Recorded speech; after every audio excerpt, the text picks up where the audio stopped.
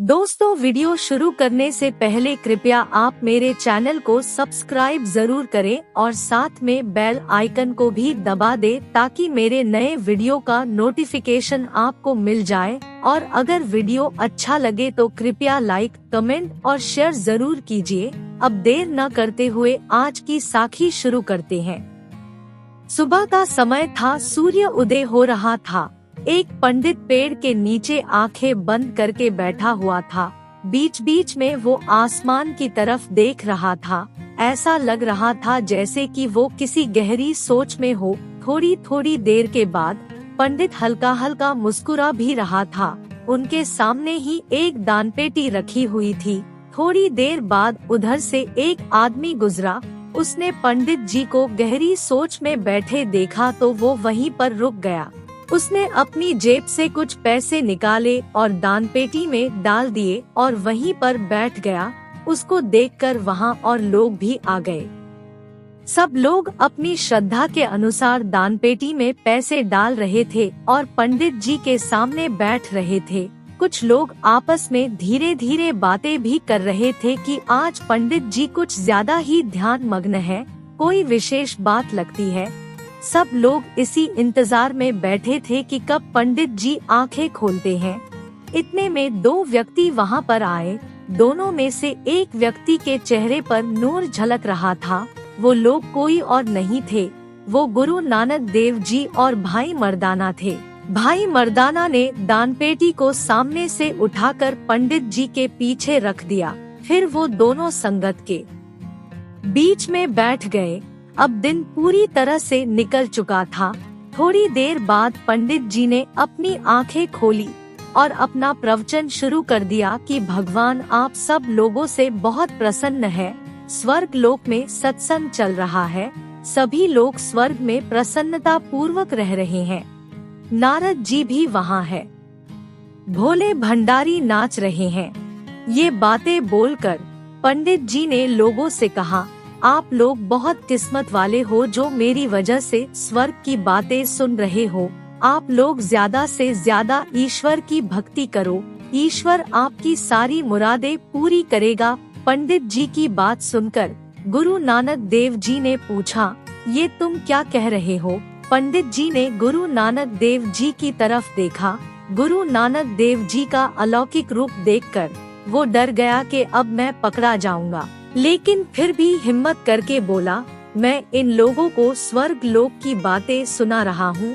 गुरु नानक देव जी ने कहा, आप इस दुनिया में बैठकर स्वर्ग लोक की बातें कैसे बता सकते हो कि वहाँ क्या हो रहा है? पंडित जी ने कहा, मेरे पास दिव्य दृष्टि है।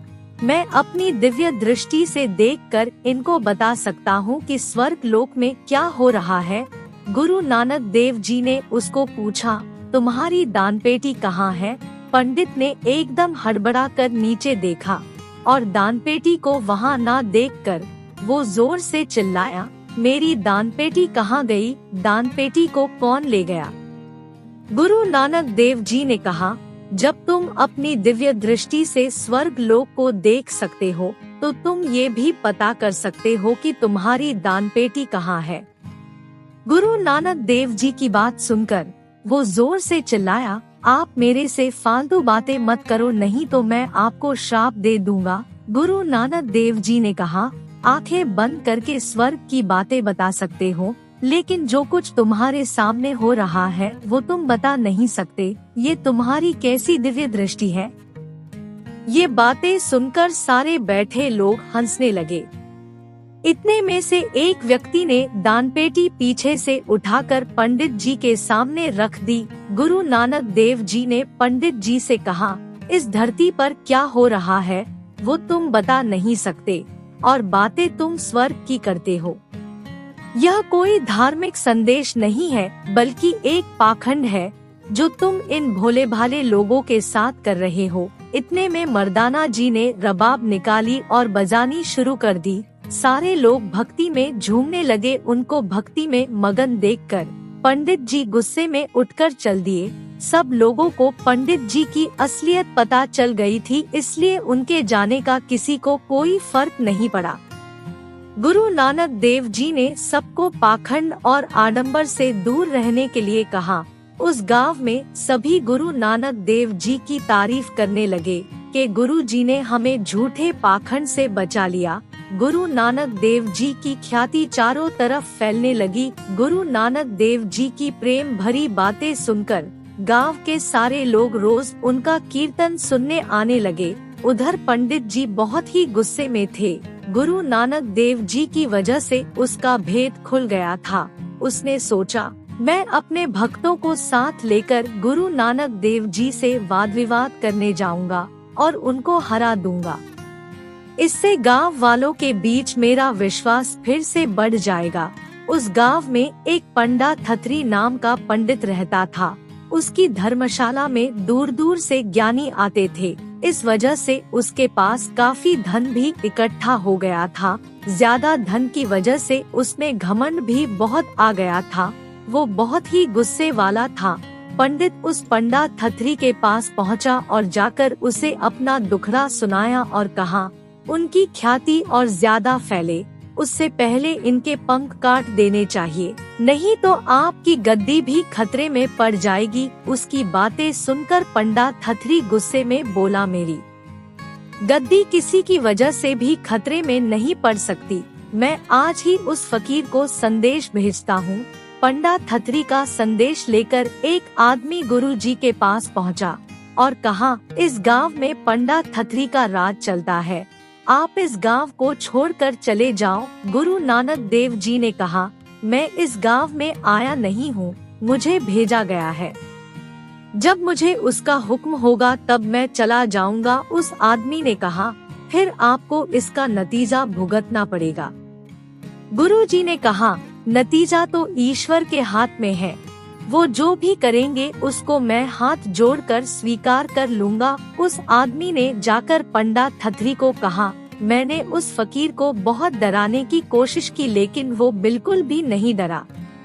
मुझे नहीं लगता वो आपकी बात मानेगा। उसकी बात सुनकर पंडा थथरी गुस्से में बोला, अगर वो झुकेगा नहीं तो उसे कत्ल कर दिया जाएगा। तुम 100 आदमी लेकर जाओ और उसको धक्के मारकर गांव से बाहर निकाल दो। गांव वालों को जब ये बात पता चली तो वो गुरु जी के पास गए और कहा कि पंडा थथरी बहुत ताकत वाला है, वो आपको मरवा देगा, आप हमारे साथ चलो।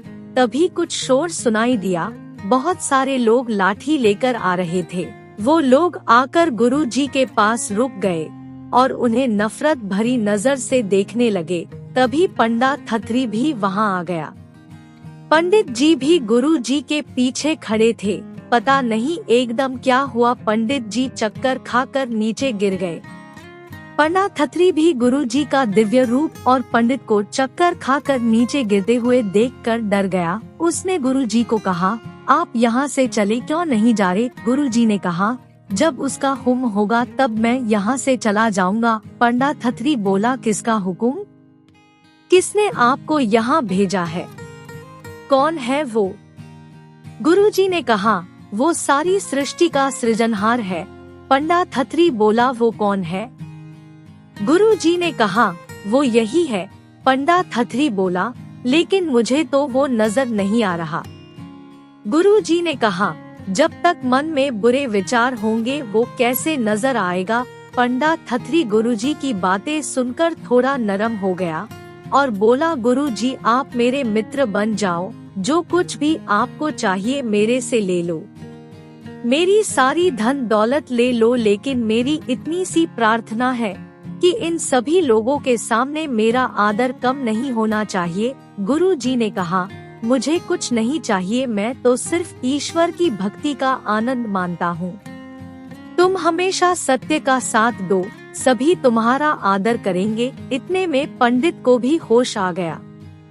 दोनों गुरु जी के चरणों में गिर पड़े। गुरु जी ने उनको कहा, अगर तुम किसी के लिए बुरा सोचोगे तो अपना ही बुरा कर लोगे।